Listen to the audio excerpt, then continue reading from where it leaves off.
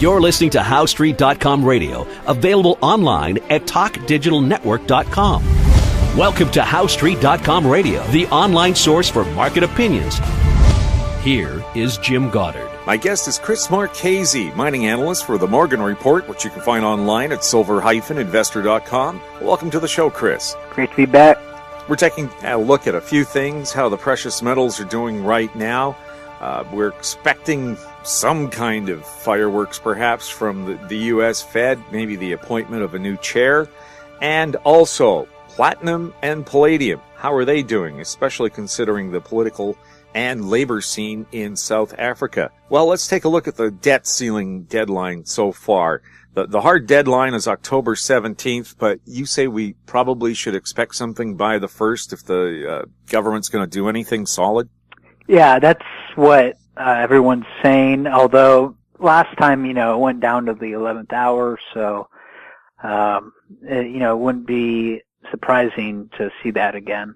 What do you think they're going to do? Can the Republicans and Democrats, for once, do the civilized thing and actually hammer out a financial plan? I think they'll do a kind of an abbreviated financial plan just for a short period of time. I know that the Democrats refuse to repeal Obamacare, which is what the Republicans are really demanding. But, the best thing that the Democrats have offered is to delay it 1 year and start in 2015. And what the Republicans want is that plus some of the unfunded liabilities cut, such as Social Security and pensions, which, I think the public would have a very hard time digesting, just because if you planned your life, around your retirement and what you expected to be paid, and then have those payments cut, there'd be a big, upheaval about it, depending on, how many it affects. What is this talk doing to the precious metals market? The precious metals initially moved up following the announcement that they're not tapering. But then they had one of the Fed presidents, James Bullard, come out and say that they might do a small taper beginning in October, and because one of the biggest tools they think is psychology, which affects everyone's expectations. But the following day and days, 3 other Fed presidents came out and said, basically the opposite.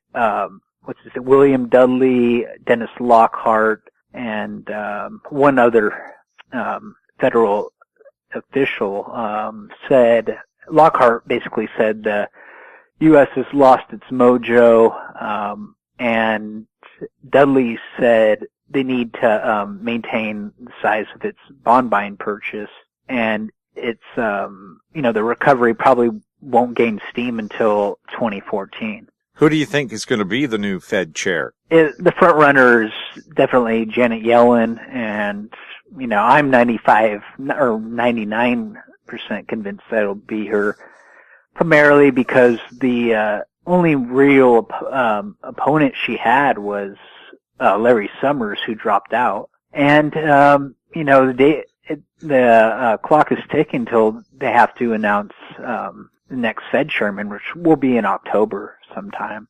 And the reaction, if it's Yellen, what kind of monetary policies has she had in the past? She's very dovish, even more so than Ben Bernanke. And she basically, she believes she doesn't really understand inflation, and that combined with the fact that she doesn't believe that you can have inflation while there's a lot of excess capacity in the economy like there is now. It's, just a lot of slack.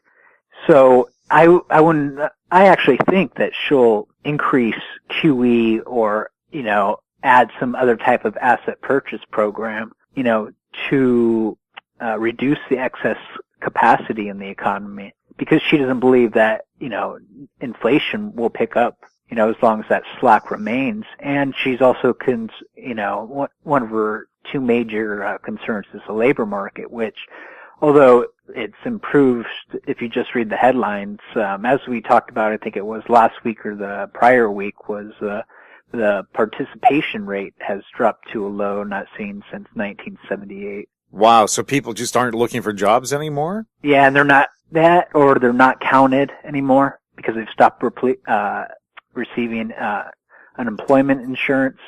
Yeah, that's one of the sad stats in Canada and the U.S. As soon as you drop off the employment insurance rolls, you no longer exist as an unemployed person. Very interesting. Other countries have a different way to measure it. One of the experts I talked to said he would peg real U.S. unemployment closer to 23%, not 7%. Yeah, I totally agree. Even the former head of the BLS was saying 11%, and I think that's conservative. And you know as well as I do, John Williams thinks it's much closer to 20%. Yeah, it was John Williams who said that. Absolutely. So, and I believe it. We're talking with Chris Marchese, mining analyst for the Morgan Report. You're listening to HowStreet.com radio. We're back right after this.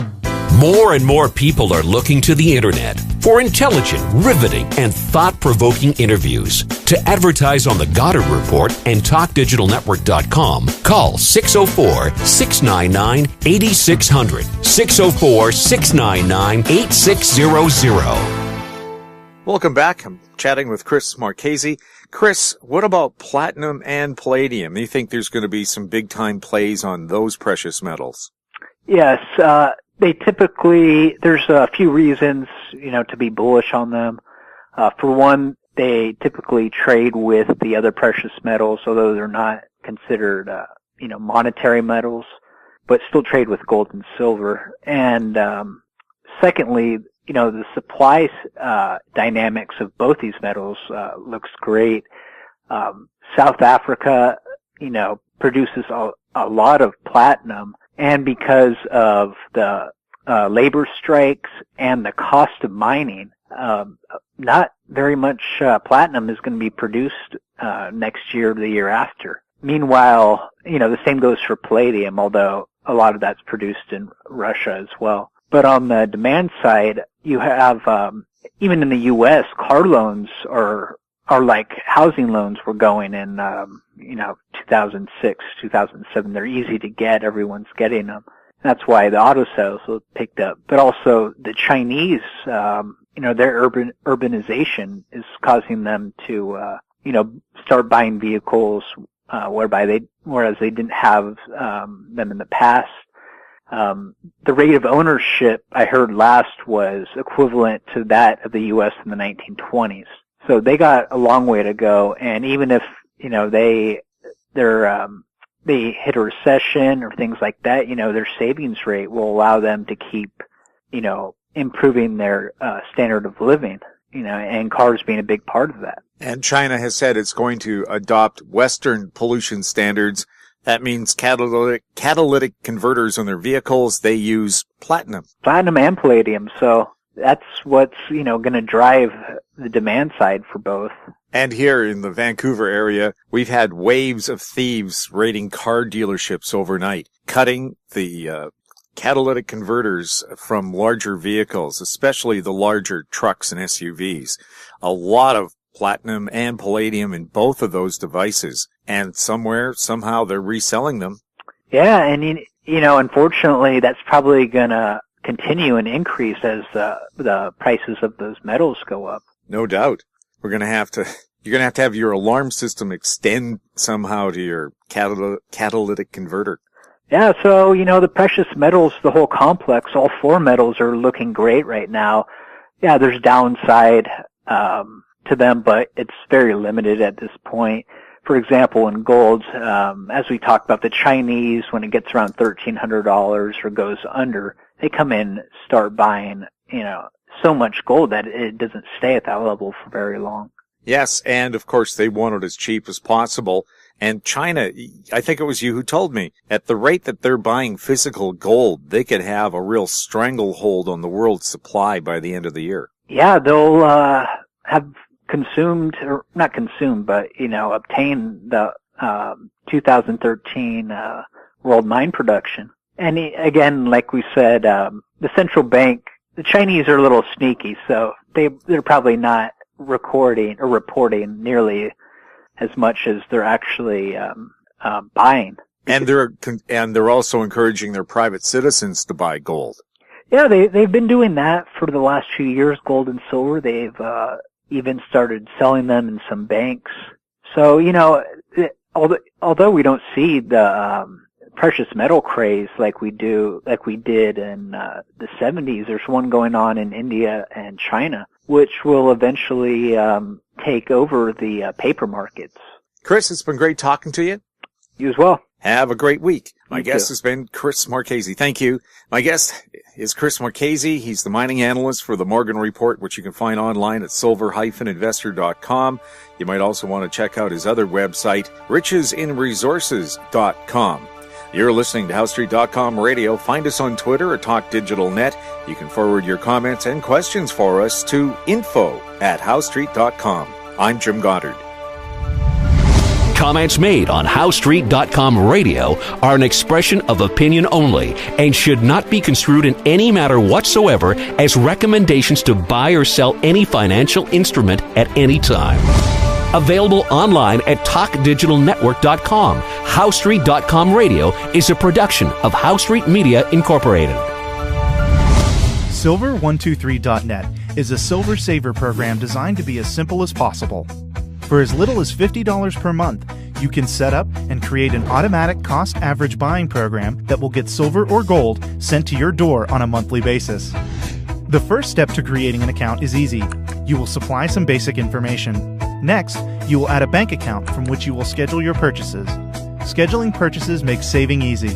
Silver Saver is customizable and allows you to control the amount and the date of purchase.